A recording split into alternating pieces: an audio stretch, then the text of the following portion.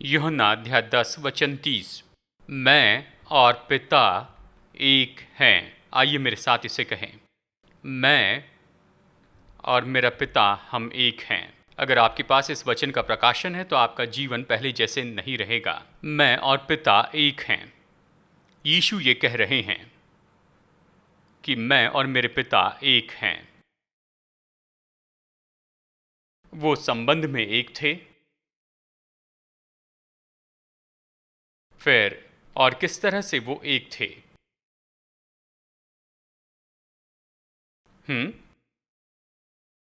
क्या कहा?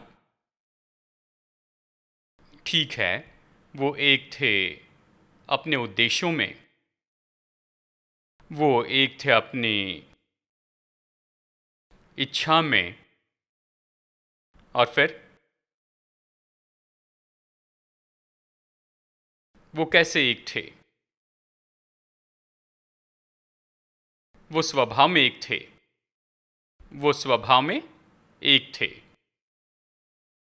उसने कहा मैं अपने पिता से आया हूं, मतलब मुझ में पिता के जैसे ही गुण हैं, मुझ में भी सब वैसे ही हैं, यानी वही क्वालिटी, यानी वही वर्ग। पिता और यीशु ये स्वभाव में अलग नहीं हैं। यहां तक कि यीशु ने कहा कि तुमने मुझे देखा तो फिर पिता को देखा है, यानी वो इतने ज़्यादा एक हैं, लेकिन ये दो अलग व्यक्ति हैं, दो अलग व्यक्तित्व हैं, लेकिन एक हैं। यानी वो एक हैं इच्छा में, स्वभाव में, मकसद में। स्वभाव में एक हैं, भीतरी भाग में एक हैं, वर्ग में एक हैं। और यह अद्भुत है कि यीशु ने यूहन्ना 17 में प्रार्थना की, वचन 20 से आगे। उसने कहा मैं केवल इन्हीं के लिए विनती नहीं करता, यानी 12 के बारे में। उसने कहा मैं केवल इन्हीं 12 के लिए विनती नहीं करता, परंतु उनके लिए जो इनके वचन के द्वारा मुझ पर विश्वास करेंगे। मतलब बगल वाले से कहिए यीशु ने आपके लिए प्रार्थना की 2000 साल पहले उसने आपके लिए प्रार्थना की उसने कहा केवल इन्हीं 12 के लिए नहीं, लेकिन वो लोग जो उस पर विश्वास करेंगे थोमा के द्वारा, हाँ, जो वचन के द्वारा विश्वास करेंगे कि वे सब एक हो जैसे तू, हे पिता, मुझ में है और मैं तुझ में हूं। मैं और पिता एक हैं, ये सच्चाई का वाक्य है। फिर वो प्रार्थना करते हैं, पिता मैं प्रार्थना करता हूं कि ये एक हो जाएं, जैसे हम एक हैं। ठीक है, हे पिता, जैसे हम एक हैं वैसे ही वे भी हम में हो, इसलिए कि जगत प्रतीति करे कि तू ही ने मुझे भेजा। तो सामान्य रूप में संसार यीशु पर विश्वास नहीं कर रहा है, क्योंकि कुछ तो प्रकट नहीं है, यानी हम एक नहीं हैं। जैसे पिता और यीशु एक हैं। ठीक है, वो महिमा जो तूने मुझे दी है मैंने उन्हें दी है। वो महिमा जो तूने मुझे दी है वो मैंने उन्हें दी है। महिमा बड़ा शब्द है। महिमा शब्द के तो बहुत से अलग अलग अर्थ होते हैं। ये अलौकिक दृष्टिकोण से शुरू होता है, जानते हैं, ये अलौकिक दृष्टिकोण से शुरू होता है, लेकिन ये यहीं पर नहीं रुकता है, लेकिन प्रगट उपस्थिति में आगे बढ़ता है। वो महिमा जो तूने मुझे दी मैंने उन्हें दी है। यीशु ने हमें वो महिमा क्यों दी जो पिता ने उसे दी थी, कि वे एक हो जैसे कि हम एक हैं, यानी पिता और यीशु एक हैं। मैं उनमें और तू मुझ में, कि वे सिद्ध होकर एक हो जाए और जगत जाने कि तू ही ने मुझे भेजा, और जैसे तूने मुझसे प्रेम रखा वैसे ही उनसे प्रेम रखा। मेरे प्रभु, चर्च का उद्देश्य यही है कि संसार को दिखाएं कि पिता संसार से वैसे प्रेम रखते हैं जैसे यीशु से प्रेम रखा। यानी जो भी गलत हो रहा है, तो इसके लिए लोग कौन सा निष्कर्ष निकालते हैं? प्रभु हमसे प्रेम नहीं करते। अगर प्रभु प्रेम करते तो ये क्यों होता? अगर परमेश्वर हमसे प्रेम करते तो वो क्यों होता?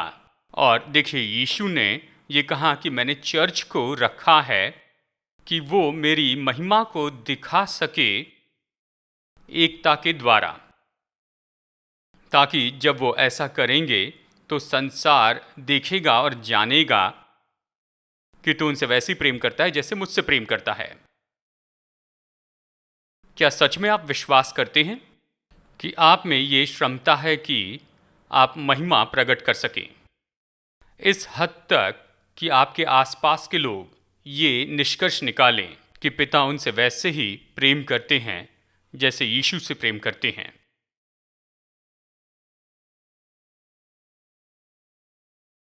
कितने लोग मेरी बात नहीं समझे हैं? क्या आप इसे नहीं समझे? इसे फिर से दोहराऊं। कितने लोग विश्वास करते हैं कि आप परमेश्वर की महिमा को प्रकट कर सकते हैं इस हद तक कि आपके आसपास के लोग विश्वास करें, और वो भी बिना किसी संदेह के, कि पिता उनसे वैसे ही प्रेम करते हैं जैसे कि पिता यीशु से प्रेम करते हैं? ठीक है, इसका मतलब है, क्या मतलब है? हाँ, तकनीकी अर्थ क्या है? इसका तकनीकी अर्थ है, आपके आसपास के लोगों के लिए आपको यीशु बनना है। ठीक है, आपको यीशु बनना है अपने आसपास के लोगों के लिए। यानी जब हम बीमार होते हैं, कंगाल होते हैं और हमारी गर्दन में दर्द होता है और ये सब कुछ होता है, और जानते हैं, यदि यीशु इस पृथ्वी पर बीमारी, कंगाली में, निराशा में चलते, कितने लोग सोचते हैं कि कितने लोग पिता के पीछे चलते? यानी ज़रा कल्पना कीजिए कि यीशु आप ही के जैसे हैं, बीमार, कंगाल और निराशा में हैं। जानते हैं, यानी हमेशा अपने दोस्तों से लड़ते हैं। ठीक है, और फिर यानी और यीशु ने कहा मुझे देखा तो पिता को देखा है। तो आप क्या कहते? धन्यवाद। जानते हैं, धन्यवाद, मैं आपके ऑफ़र की सराहना करता हूँ। आप किस कारण सोचते हैं कि लोग यीशु के पीछे चलेंगे, यीशु को जानेंगे? यानी जिस तरह आप जीते हैं उससे, जिस तरह हम जीते हैं, किस तरह से आप सोचते हैं कि ये परमेश्वर की महिमा को दिखाता है? ये इसलिए क्योंकि हमने संसार के स्तर को सामान्य रूप में स्वीकार कर लिया है, क्योंकि हम नहीं समझते हैं कि मसीह में हमारे साथ में क्या हुआ है। उसने कहा मुझ में, हम में कुछ करें। उसने प्रार्थना की। कितने लोग विश्वास करते हैं कि यीशु कभी ऐसी प्रार्थना नहीं करते जिसका कोई उत्तर न मिले?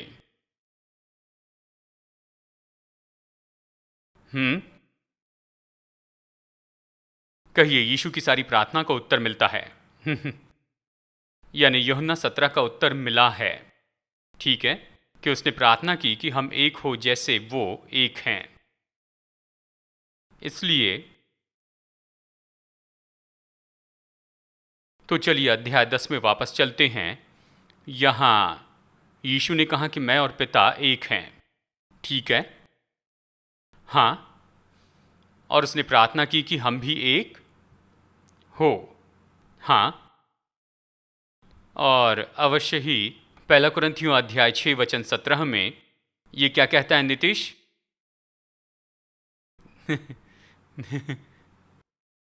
मैंने क्या कहा है? यहाँ आओ।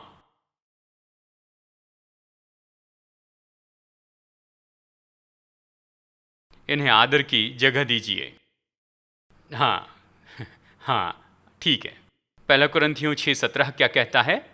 जो प्रभु की संगति में रहता है वो उसके साथ एक आत्मा हो जाता है। जो प्रभु के साथ संगति में रहता है उसके साथ एक आत्मा हो जाता है। मेरे प्रभु, यीशु ने कहा मैं और पिता एक हैं, और उसने प्रार्थना की कि हम एक हो। और यहाँ हम पढ़ते हैं कि जो प्रभु के साथ में संगति में है वो उसके साथ एक आत्मा है। अगर आप इस संदर्भ को ध्यान से देखें तो आप सच में चकित हो जाएंगे कि आप एकता की सामर्थ्य को समझ सकें। देखिए, वचन 13 में कहता है, भोजन पेट के लिए और पेट भोजन के लिए है, परंतु परमेश्वर इसको और उसको दोनों को नाश करेगा। बगल वाले से कहिए, आपके पास आशा है। दोनों यानी भोजन और पेट तो नाश होंगे, परंतु देह व्यभिचार के लिए नहीं। आइए वचन 13 फिर से पढ़ते हैं। परंतु देह व्यभिचार के लिए नहीं, अनैतिकता के लिए नहीं, वरन प्रभु के लिए है, और प्रभु देह के लिए है। क्या आपने इसे सुना? यहां पर हमने क्या पढ़ा है?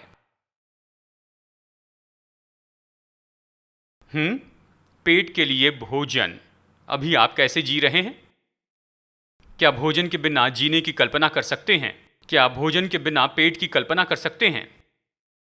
हाँ, क्या होगा? तो क्या होगा? आपके पेट का क्या होगा जब आप उसे कोई भोजन नहीं देते हैं?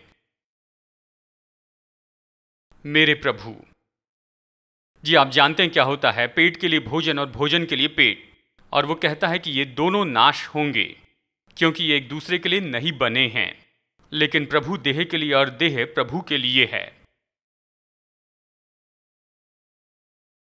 यानी देह, बगल वाले को स्पर्श कीजिए, उनकी देह को स्पर्श कीजिए और कहिए, ये तो प्रभु के लिए है। क्या आप ये कल्पना कर सकते हैं? प्रभु आपकी देह के लिए हैं। अगर आप केवल इसे जान ले। कुछ लोग मूर्खता से पूछते हैं, बाइबल में कहाँ पर लिखा है कि शराब नहीं पीना, सिगरेट नहीं पीना? बाइबल में ये कहाँ पर लिखा है? कहाँ पर लिखा है कि ये और वो नहीं करना? ये इस तरह से नहीं बताती, लेकिन स्पष्ट बताती है कि प्रभु आपकी देह के लिए है और देह प्रभु के लिए है। आपके पास कोई अधिकार नहीं कि अपनी देह को नाश करे, क्योंकि देह प्रभु की है और प्रभु देह के लिए है।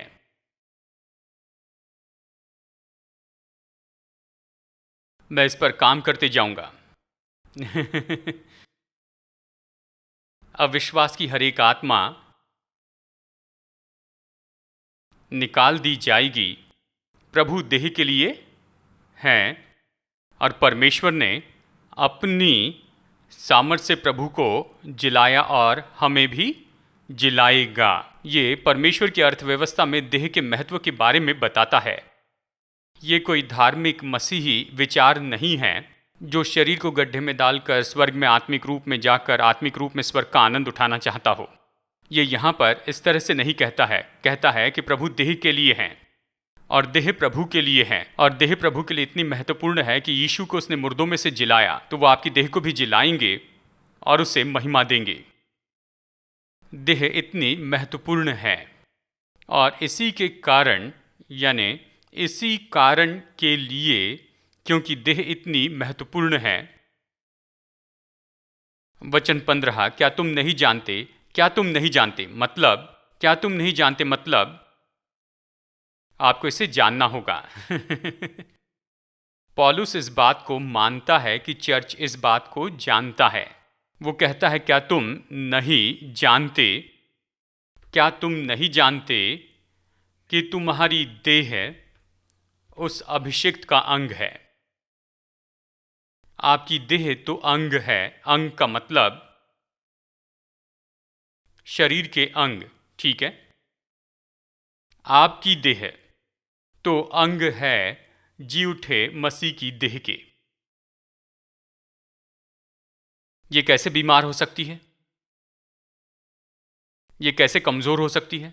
और कैसे कुछ भी हो, कोई भी दर्द या कुछ भी, कोई भी दर्द या शुगर या नमक या कुछ भी हो, कैसे देह में रह सकता है?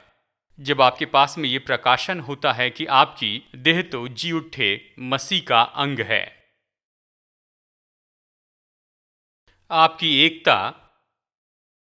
तो केवल आत्मा के स्तर पर नहीं है, आपकी देह भी। लोग अमरत्व के बारे में लड़ते हैं क्योंकि वो इन वचनों को नहीं पढ़ते हैं। यहाँ इस पूरे अध्याय में जानते हैं उनके सामने क्या रखा गया। वचन 18 सबके सामने प्रकट होता है। व्यभिचार से बचे रहो। जानते हैं, व्यभिचार से बचे रहो। जी हाँ, ये जो विचार है, ये तो विचार के सैंडविच में बनाया जाता है। ये तो विचार के सैंडविच में बनाया जाता है कि आप कैसे मसीह की देह के साथ में एक हो चुके हैं। कि यदि अगर आप शारीरिक अनैतिकता करते हैं तो मसीह अपने आप को आपसे दूर नहीं कर सकते हैं, लेकिन आप मसीह की देह के साथ में शारीरिक अनैतिकता करते हैं। क्योंकि वो आपसे दूर नहीं जा सकते, इसलिए आपको शारीरिक अनैतिकता से दूर जाना होगा। यही विचार है जो पौलुस कहता है। क्योंकि आप उससे ऐसे जुड़े हैं कि आपको अलग नहीं किया जा सकता, आपकी देह उससे अलग नहीं की जा सकती है। अब आपको आपकी देह के ऊपर कोई अधिकार नहीं रहा, क्योंकि आप अपनी देह के ऊपर में अधिकार करना चाहते हैं और आप इसे अपनी इस तरह से व्यवहार करना चाहते हैं, इसलिए आप दर्द और बीमारी पर अधिकार नहीं ले पा रहे हैं। जब आप समझ लेते हैं कि ये देह आपकी नहीं है, तो आप इस पर सामर्थ्य रखते हैं। आपके पास इस पर मसीह की सामर्थ है। सो क्या मैं मसीह के अंग लेकर उन्हें वेश्या का अंग बनाऊं? कदापि नहीं। क्या तुम नहीं जानते कि जो कोई वेश्या से संगति करता है वो उसके साथ एक तन हो जाता है? क्योंकि वो कहता है कि वो दोनों एक तन होंगे। क्या आपने देखा वो क्या कह रहे हैं?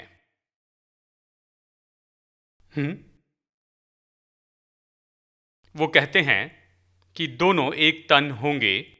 जब आप जाकर वेश्या के साथ सोते हैं तो आप मसीह की देह को वेश्या के साथ एक तन कर रहे हैं। और इसलिए कहता है, इसलिए ये गलत है, तो व्यभिचार से बचे रहो, क्योंकि आप उसके साथ एक हो गए हैं। बगल वाले से कहिए, आप जो भी देह के साथ में करते हैं वो मसीह की देह के साथ में कर रहे हैं। अगर उसकी अच्छी देखभाल करते हैं तो मसीह की देह की अच्छी देखभाल कर रहे हैं। अगर आप बिल्कुल नहीं नहाते हैं तो फिर आप मसीह की देह की देखभाल नहीं कर रहे हैं। व्यभिचार से बचे रहो। जितने और पाप मनुष्य करता है वे देह के बाहर हैं, परंतु व्यभिचार करने वाला अपनी ही देह के विरुद्ध पाप करता है। क्या तुम नहीं जानते कि तुम्हारी देह पवित्र आत्मा का मंदिर है जो तुम में बसा हुआ है और तुम्हें परमेश्वर की ओर से मिला है और तुम अपने नहीं हो? कितने लोगों ने सुना है पवित्र आत्मा हमारी आत्मा में वास करता है। जो प्रभु के साथ संगति में है वो उसके साथ एक आत्मा है, तो वो सोचते हैं पवित्र आत्मा हमारी आत्मा में रहता है। लेकिन यहां बाइबल कहती है पवित्र आत्मा आपकी देह में रहता है। बगल वाले को छूकर महसूस करें और कहें, यही तो परमेश्वर का मंदिर है। और अगर आप जानना चाहते हैं कि वो अपने भवन का कितना सम्मान करता है तो पुराने नियम को पढ़ लीजिए, निर्गमन व्यवस्था विवरण, ये, ताकि आप समझ सके कि वो अपने मंदिर की कितनी परवाह करता है। कि ये इतना बड़ा होना चाहिए, इतना लंबा होना चाहिए, इसमें ये लकड़ी होनी चाहिए, इस पर सोना हो और ये हो, ये इस तरह से होना चाहिए, वो उस तरह से होना चाहिए, ये और वो सब, जो कि उसकी इच्छा भी नहीं थी। ये कुछ समय का विचार था, कुछ समय के विचार के लिए इतना विवरण उसने दिया था। लेकिन आपकी देह अनंत काल का विचार है कि वो आपकी देह का कितना मूल्य रखते हैं। जब परमेश्वर ने हमारी देह के लिए इतना मूल्य रखा है और हम अपनी चंगाई पाने के लिए कश्मकश का सामना कर रहे हैं, तो कुछ ना कुछ गलत है।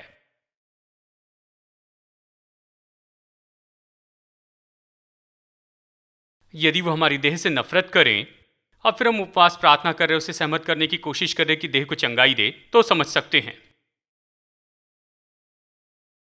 यदि वो देह के लिए है, यानी प्रभु देह के लिए हैं और देह प्रभु के लिए है, और हम उसके जीवन को प्रकट करने के लिए कश्मकश में है, तो कुछ न कुछ गलत है।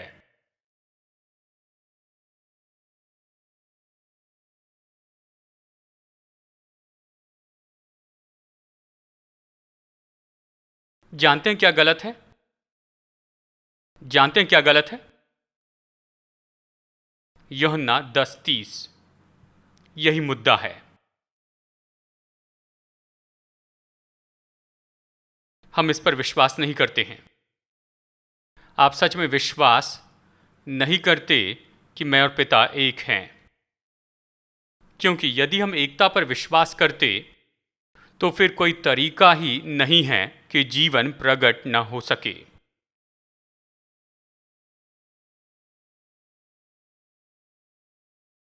मैं दाखलता हूं और तुम डालियां हो। यदि तुम मुझ में बने रहो,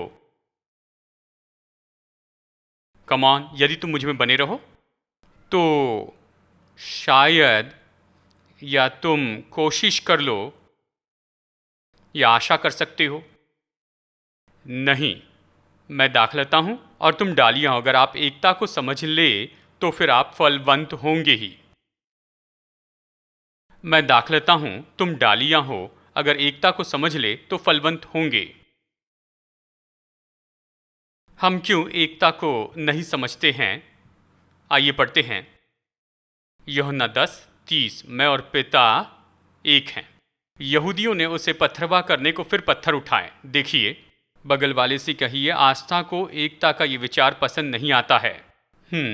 जब भी आप आस्था के बारे में सोचते हैं तो उन लोगों के बारे में मत सोचिए जो हमारे बारे में लिखते हैं। मैं ऐसे बहुत से लोगों के बारे में कह रहा हूँ, ऐसे लोग जो इस सच्चाई को स्वीकार नहीं करते कि हम एक हैं।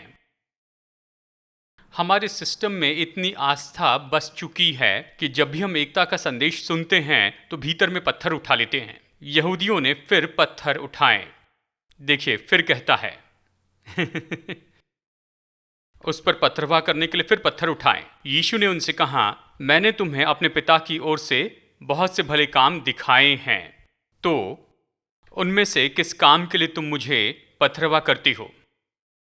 जैसे मुझे कुछ भी पता नहीं कहा। किस भले काम के लिए मुझ पर पत्थरवा करना चाहती हो? यहूदियों ने उसको उत्तर दिया कि भले काम के लिए हम तुझ पर पत्थरवा नहीं करते, परंतु परमेश्वर की निंदा के कारण, इसलिए कि तुम मनुष्य होकर अपने आप को परमेश्वर बताता है। तुम मनुष्य होकर अपने आप को परमेश्वर बताते हो। उसने क्या कहा? मैं और मेरा पिता एक हैं। उन्होंने क्या निष्कर्ष निकाला? तुम खुद को परमेश्वर बता रहे हो। क्या उनका निष्कर्ष गलत था? क्या उनका निष्कर्ष गलत था? सही था। क्यों? उनका निष्कर्ष सही क्यों था?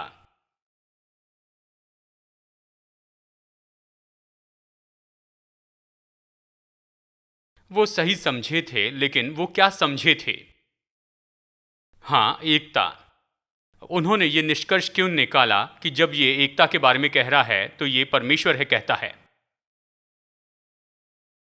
उसने कहा, मैं और पिता एक है, एकता के बारे में कहा, लेकिन उन्होंने कहा, तुम कहते हो तुम परमेश्वर हो।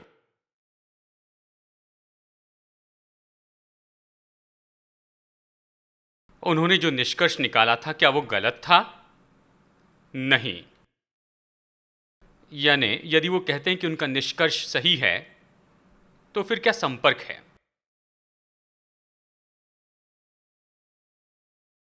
परमेश्वर केवल खुद को परमेश्वर से ही जोड़ सकते हैं।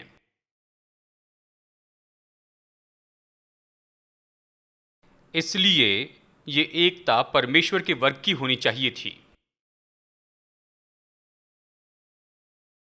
अगर आप परमेश्वर के वर्ग के नहीं तो परमेश्वर आपके साथ में नहीं जुड़ सकते हैं।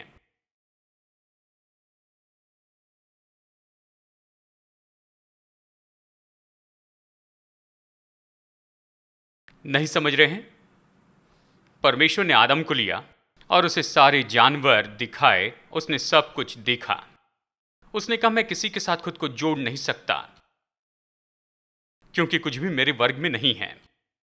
तो परमेश्वर ने आदम में से कुछ निकाला उसी तत्व में से, उसी स्वभाव से, एक ही वर्ग और एक ही उत्तमता से उसने कुछ बनाया और उसने कहा, हाँ, मेरी हड्डी की हड्डी और मेरे मांस का मांस है, मैं इसके साथ एक हो सकता हूं। इसलिए एकता एक वर्ग के कारण संभव हो गई है। ठीक है, अगला वचन पढ़ेंगे तो आप समझेंगे मैं क्या कह रहा हूं। यहूदियों ने उसको उत्तर दिया कि भले काम के लिए हम तुझ पर पत्थरवाह नहीं करते, परंतु परमेश्वर की निंदा के कारण और इसीलिए कि तू मनुष्य होकर अपने आप को परमेश्वर बनाता है। क्या तुम्हारी व्यवस्था में नहीं लिखा है कि मैंने कहा तुम ईश्वर हो?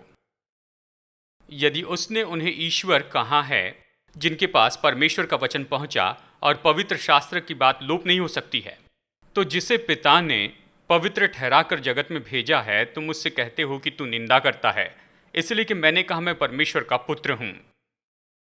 वो कह रहा है, हाँ, मैं परमेश्वर हूं, लेकिन केवल मैं ही नहीं। तो कहा, क्या तुम्हारी व्यवस्था ये नहीं कहती कि तुम भी ईश्वर हो? इसलिए हम अपने जीवन में इतनी कश्मकश का सामना कर रहे हैं क्योंकि हम इस बात को नहीं समझे हैं कि हम ईश्वर हैं।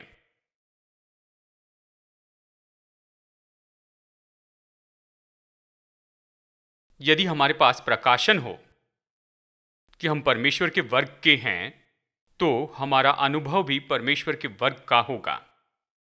जब हम स्थिर हो जाते हैं, मानवता में और ईश्वरत्व को नहीं लेते हैं, तो हम उन्हीं मुश्किलों में से जाएंगे जिसमें से संसार होकर जाता है।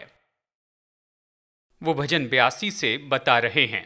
ठीक है, भजन संहिता 82 वचन 5। वे न तो कुछ समझते हैं और न कुछ बूझते हैं, परंतु अंधेरे में चलते फिरते रहते हैं। क्या होता है? वे न तो कुछ समझते हैं और न कुछ बूझते हैं, और इसके परिणाम में अंधेरे में चलते हैं। वो क्या नहीं जानते, क्या नहीं बूझते हैं, और वो कौन से अंधकार में चलते जा रहे हैं। वचन 6, मैंने कहा था कि तुम ईश्वर हो और सब के सब परम प्रधान के पुत्र हो, क्योंकि वो इसे नहीं जानते हैं, क्योंकि वो इसे नहीं समझते हैं, क्योंकि वो इसके प्रकाशन में नहीं चलते हैं कि आप ईश्वर हैं और आप परम प्रधान के पुत्र हैं। ठीक है, और ये सब कुछ हुआ इसके कारण अगले वचन में क्या कहा है? तो भी तुम मनुष्यों की नाई मरोगे और किसी प्रधान के समान गिर जाओगे। तो हम जिसमें से होकर जा रहे हैं, इसमें क्यों जा रहे हैं? क्योंकि हम उसे नहीं जानते हैं और ना ही समझते हैं, क्योंकि हम अंधकार में चलते हैं, क्योंकि हमारे पास ज्योति नहीं है। वचन की ज्योति जो कहती है कि तुम ईश्वर हो और तुम सर्वोच्च परमेश्वर के पुत्र हो।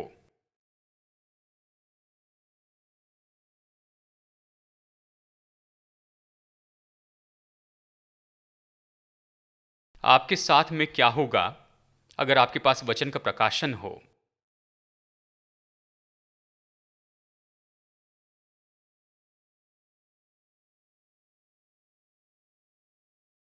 यूहन्ना 3 में चलते हैं।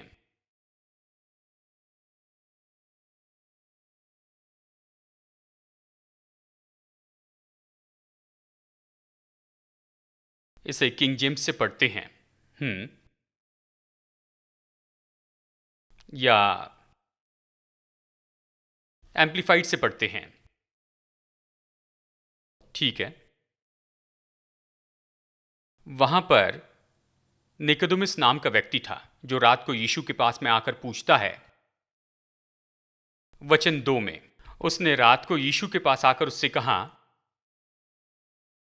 हे रब्बी, हम जानते हैं कि तू परमेश्वर की ओर से गुरु होकर आया है, क्योंकि कोई इन चिन्हों को जो तू दिखाता है, यानी ये आश्चर्यकर्म और चमत्कारों को, उसे कोई नहीं दिखा सकता। यानी चमत्कार और चिन्ह ये परमेश्वर से आने के दूसरे उत्पादन हैं।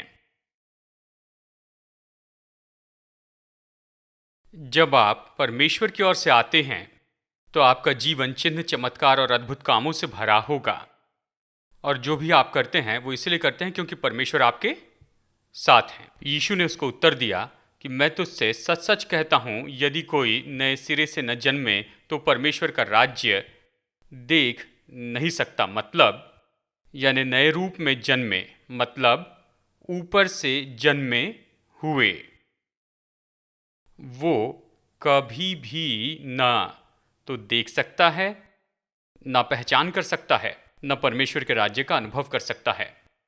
ठीक है, नया जन्म यानी ऊपर से जन्मा। यीशु कैसे जन्मे थे? मैं पुरुष को नहीं जानती, मरियम ने कहा। फिर तो परमेश्वर का आत्मा तुम पर आएगा और सर्वोच्च का आत्मा तुम पर छाया करेगा। यानी जब ऊपर से आत्मा ने मरियम पर छाया की तो फिर कौन जन्मा? यीशु जन्मे। यानी वो जन्मे हैं यहां ऊपर से, वो परमेश्वर से जन्मे हैं, वो इस संसार से नहीं जन्मे हैं। और यीशु ने कहा जब तक कोई नया जन्म न ले, मतलब ऊपर से न जन्मे, आत्मा से न जन्मे। वचन 6, जो भी, क्योंकि जो शरीर से जन्मा है वो शरीर है, जो भी शारीरिक शुरुआत से जन्मा है वो तो शारीरिक ही है। फिर और जो आत्मा से जन्मा है वो आत्मा है। अचंभा न कर कि मैंने तुझसे कहा कि तुम्हें नए सिरे से जन्म लेना अवश्य है।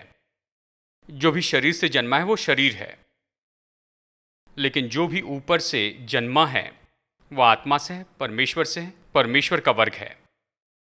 इसलिए आप शारीरिक अनुभवों में से होकर जा रहे हैं, जैसे मानो आपने नया जन्म नहीं पाया।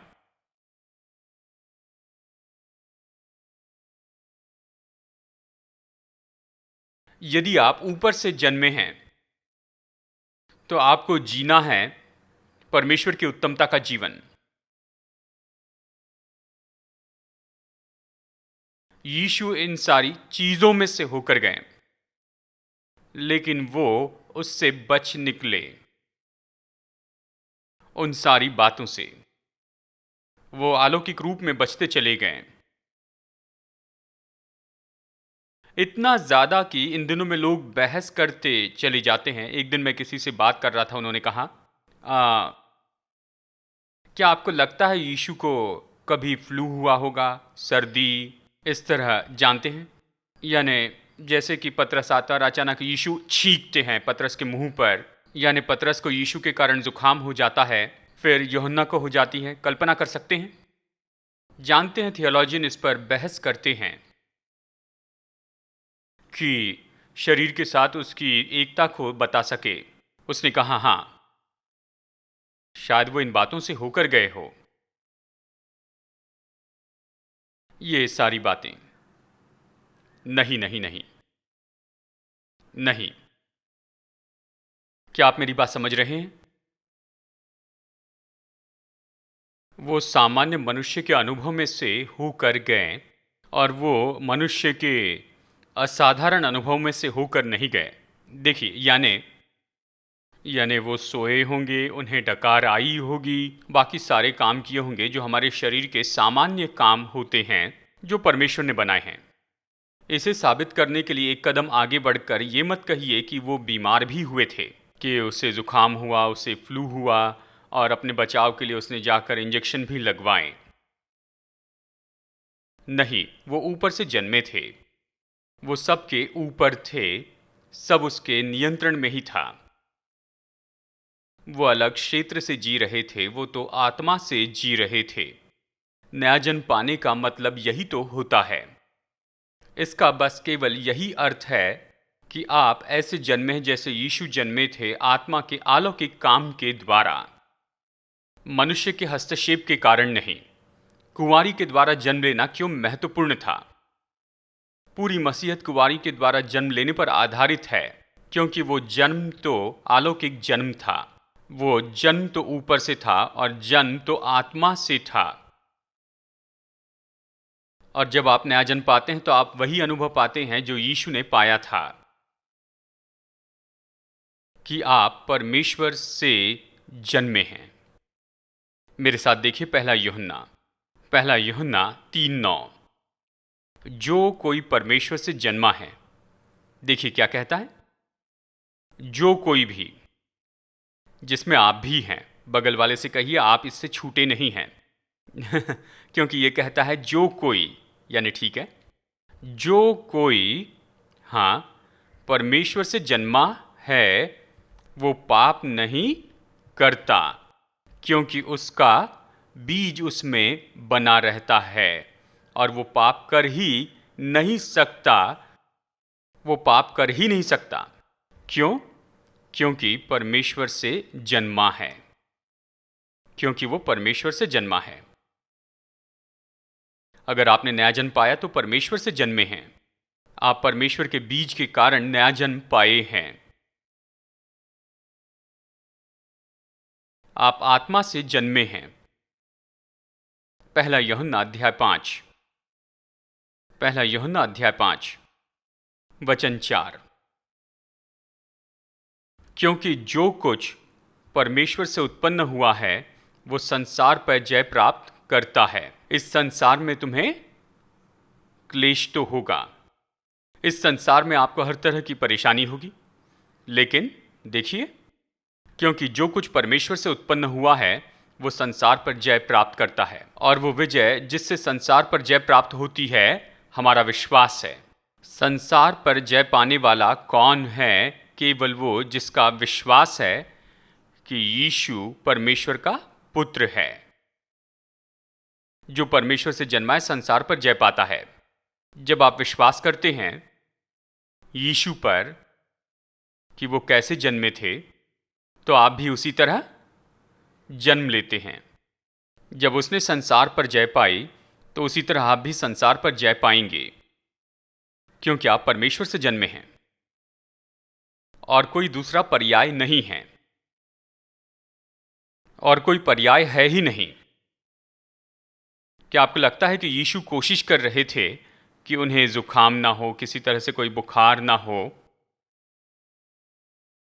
हाँ, क्या आप ये सोचते हैं जैसे कि वो अपने साथ 2-3 हैंड सैनिटाइज़र लिए चले, और जब भी प्रभु ने पतरस से हाथ मिलाया तो हमेशा हाथ पोंछे, यानी रोटी खाने के पहले हैंड सैनिटाइज़र से हाथ साफ किए?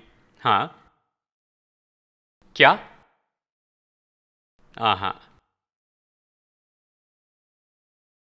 सच में ये लोग सामान्य यहूदी की तंदुरुस्ती के नियम का पालन नहीं कर रहे थे कि दूसरे लोगों ने आकर शिकायत की कि तेरे चेले खाना खाने के पहले हाथ भी नहीं धोते। उसने कहा, छोड़ो इन बातों को, जो भी भीतर जाता है बाहर निकल जाता है, बस जो हृदय से निकलता है वही तुम्हें अशुद्ध करता है। वो समझ गए थे जीवन इस बारे में नहीं कि बाहर से भीतर क्या आता है, लेकिन भीतर से क्या निकलता है। मैं पूरी ईमानदारी से दिल की रक्षा करता हूं, क्योंकि इसी से नदियां बहती हैं। ये नदियां मुझे जीवित रखती हैं। ये नदियां मुझे तरोताजा रखती हैं। ये नदियां हैं जो सब कुछ थामे हुए हैं। बगल वाले से कहिए आपको नई शिक्षा की जरूरत नहीं है। बस आपको जानना है कि जब आपने नया जन्म पाया तो आपके साथ क्या हुआ।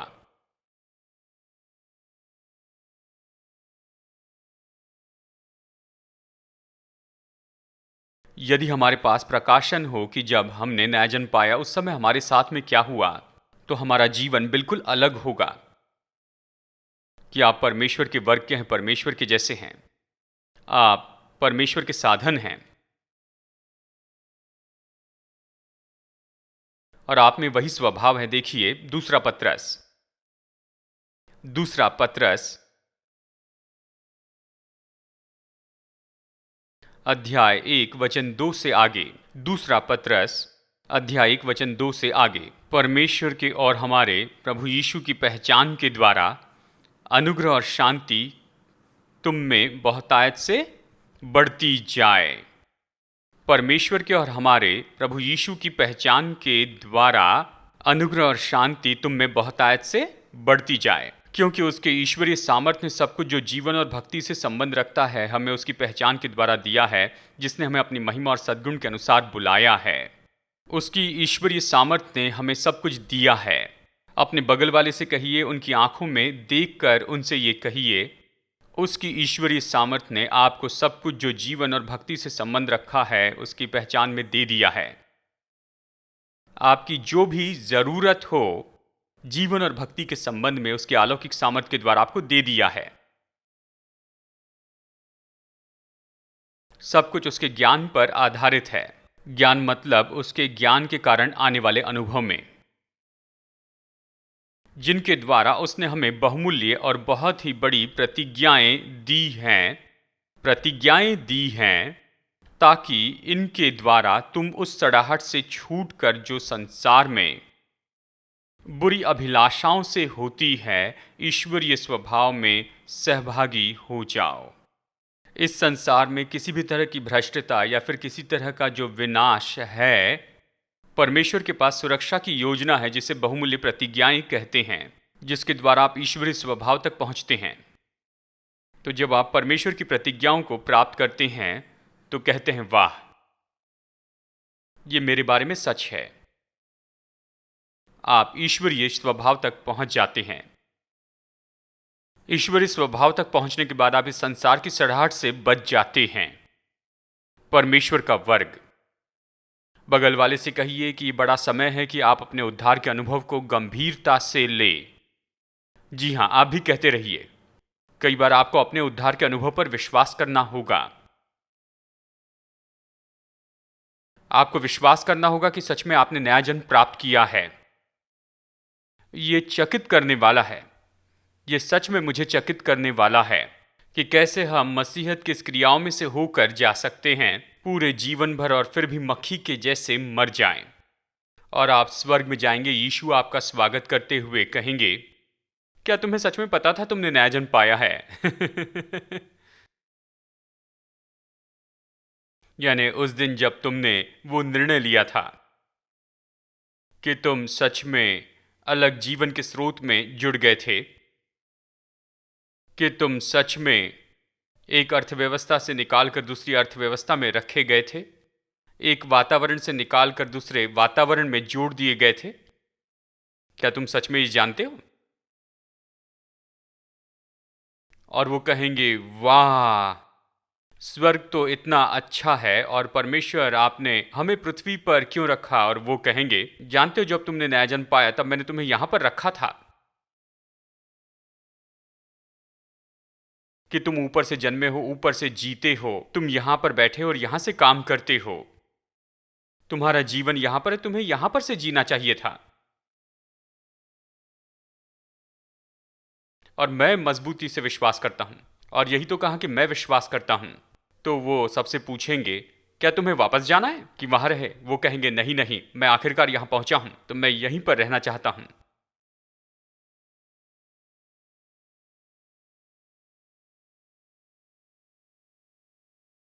यानी क्या होगा? मैं कल्पना कर रहा हूं कि क्या होगा यदि मसीह की देह का हर एक सदस्य बाइबल जो कहती है उस पर सच में विश्वास करे, सच में विश्वास करे कि परमेश्वर से जन्मे हैं, सच में विश्वास करे कि परमेश्वर के वर्ग के हैं। तो फिर क्या होगा आपके काम करने के ढांचे का? जब आप जानेंगे आप परमेश्वर के वर्ग के हैं, आपकी यात्रा के समय का क्या होगा जब आप परमेश्वर के वर्ग के हैं? और फिर क्या होगा सुपर मार्केट में जब आप जानते हैं कि आप ईश्वर हैं? कितने लोग उत्साहित होंगे अगर आप यीशु को सुपर मार्केट में और ज्यादा देखें कि कुछ ले रहे हैं। जानते हैं? हाँ, क्या आप जाकर अपनी जरूरतें उससे पूरी नहीं करवाएंगे? हाँ, क्या आप जाकर उससे नहीं पूछेंगे, बस मुझे छू लीजिए, मैं चंगा हो जाऊंगा? क्या आप ये नहीं कहेंगे? क्या ये स्वाभाविक प्रतिक्रिया नहीं होगी? यानी आप जब यीशु से मिलेंगे, क्या आप ये जानते हैं कि परमेश्वर यही तो चाहते हैं कि जब लोग आपसे मिले आपके साथ में यही हो? जब वो आपकी ओर देखें, परमेश्वर चाहते हैं कि वो आपकी ओर देखकर कहें, हाँ, मेरा जवाब आ गया।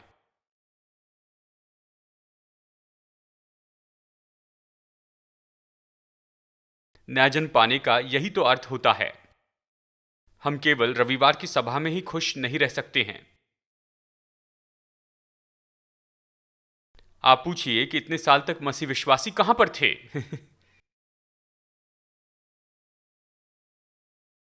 मतलब, इसके बारे में सोचिए कि हमारे दादा के दादा ने यीशु को स्वीकार किया, वो विश्वास करने लगे।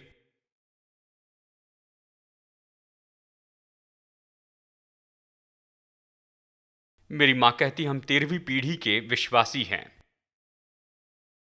मेरे प्रभु। तो मैं ये कह रहा हूं, वो सब जन्मे हैं, सब छुड़ाए गए थे मिस्र से। वो सब वो सब मिस्र से छुड़ाए गए थे, लेकिन उन सब ने परमेश्वर के उत्तमता का जीवन नहीं जिया, क्योंकि वो विश्वास करने के लिए तैयार नहीं थे। वो विश्वास करने को तैयार नहीं थे। तो ये तो सच में हमारे लिए संभव है कि ये सारी बातें सच हो, लेकिन फिर भी इन्होंने इसका अनुभव नहीं किया और सामान्य मनुष्य के जैसे मर गए, और वह ऐसे ही गिर गए क्योंकि हम इसे नहीं समझते और अंधकार में ही चलते हैं। लेकिन कई बार किसी को तो जरूरी है कि वो बैल के सींग पकड़े और कहें, नहीं, यदि वचन यही कहता है तो निश्चय ही ये मेरा अनुभव हो जाएगा। मैं इससे किसी कम चीज को नहीं लेने वाला हूं। आज आपको चुनाव करना होगा कि जी हां, जी वो बाइबल मुझे दीजिए। जानते हैं, किसी समय पर, यानी बिली ग्राहम के लिए ये अलग निर्णय था। जानते हैं, बिली ग्राहम के एक मित्र थे जो कि एक नास्तिक व्यक्ति थे, और वो सवाल पूछते थे, वचन के निश्चित होने पर सवाल उठाते, कहते ये गलत है, वो गलत है, ऐसे, जहां बिली ग्राहम का विश्वास कई समय डगमगा जाता था। वो गार्डन में एक पत्थर के पास में गए और वहां बाइबल रख दी और खड़े हो गए सामान्य रूप में, ऐसे डटकर कहने लगे, आज मैं एक निर्णय लेने वाला हूं। एक तो मैं इस पर विश्वास करूंगा, या फिर ये कुछ नहीं है, ये सच नहीं है, बीच की कोई जगह नहीं है। लेकिन जो विश्वास किया उस पर भरोसा किया, ठीक है, वचन के जिस भाग पर विश्वास करना चाहा उस पर विश्वास किया। सच में बिली ग्राहम अन्य भाषा पर विश्वास नहीं करते थे, ठीक है, और परमेश्वर को इसमें कोई समस्या नहीं कि सबसे महान इवेंजलिस्ट अन्य भाषा पर विश्वास नहीं करते हैं।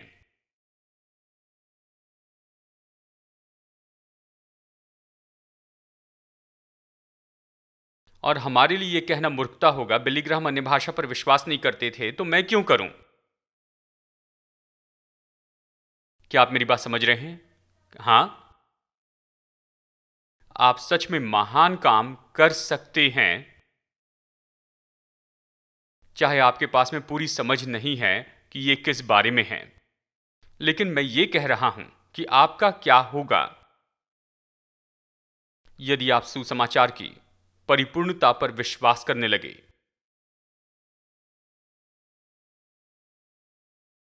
तो फिर पीढ़ी कैसे दिखेगी अगर वो ये सब कुछ गंभीरता से ले और कहे, मैं मर गया यानी मर गया, मैं जी उठा यानी जी उठा, मैं मसीह के जैसा हूं यानी उसके जैसे हूं, आत्मा में उसके साथ एक किया गया हूं, मुझ में मसीह का मन है, मेरे पास मसीह का आनंद है, मुझ में मसीह की शांति है, यानी आत्मा की एकता है, मन की एकता है, भावनात्मक एकता यानी शांति है, आनंद है, प्रेम है, यानी ये सब कुछ है, देह में एकता है। बाइबल में केवल एक ही एकता नहीं है, यह आपकी इच्छा की एकता है।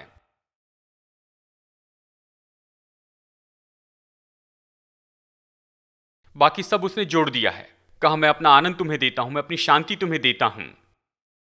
जैसे संसार देता वैसे नहीं, मेरा आनंद, मेरी शांति।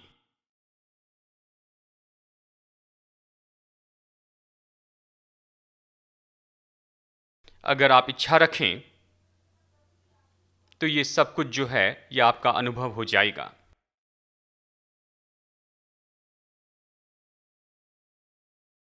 और इसीलिए आप इस तरह के मनन में जाइए, जो कि एक बहुत बड़ा शब्द है ये वचन पर प्रार्थना करने के लिए।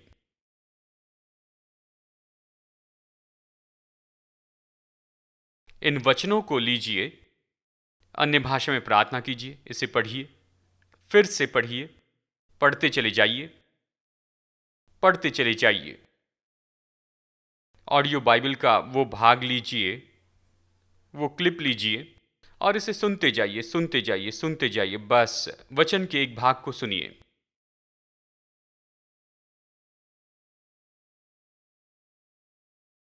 और किसी समय वो सिक्का गिरेगा, किसी समय सिक्का गिरेगा और आप कहेंगे मेरे प्रभु मैंने नया जन्म पाया है। ओ, आप उस वास्तविकता में जागेंगे। हाँ, मैंने नया जन्म पाया है, मैंने सच में नया जन्म प्राप्त किया है। जब वो सिक्का गिर जाएगा तो मैं आपको बताऊं, आप खुद को रोक नहीं पाएंगे। बस ईश्वरीय ज्योति आपके द्वारा बहती जाएगी। देखिए, हम लोग फल के लिए प्रार्थना करते हैं।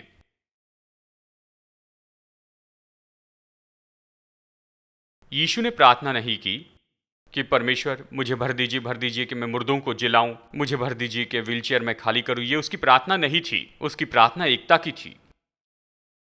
एकता, एकता, एकता, एकता, एकता, एकता। उसकी सारी प्रार्थना एकता के बारे में थी और बाकी सब अपने आप होने लगा। जब आप एकता छोड़ते हैं और दूसरी बातों पर गौर करते हैं तो बहुत सी बातों पर गौर करना पड़ता है। अगर एकता सही कर ले तो बाकी सब सही हो जाएगा। वैवाहिक जीवन सही होगा, सही माता पिता बनेंगे, व्यापार सही होगा, तंदुरुस्ती सही होगी, धन सही होगा। एकता सही कीजिए।